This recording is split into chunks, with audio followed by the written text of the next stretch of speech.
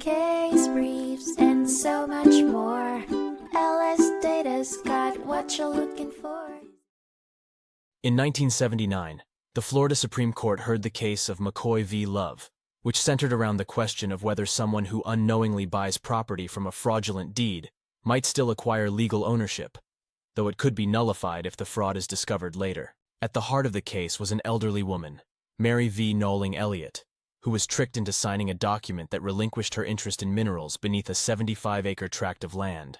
Mrs. Elliott had agreed to sell 2 mineral acres to B.G. Russell, but he surreptitiously included a clause stating that she was selling 1/5 of the interest in all the oil, gas, and other minerals.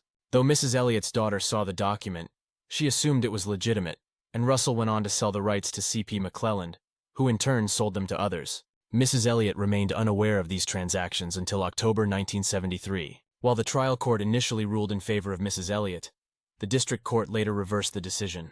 The case then went before the High Court, which upheld the district court's ruling that the deed was voidable and that good faith purchasers had a legitimate claim to the mineral rights they had bought. The case was remanded back to the trial court to determine the good faith of the purchasers.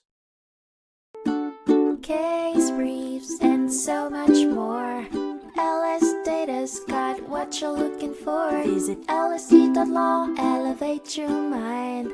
Leave the stress of class.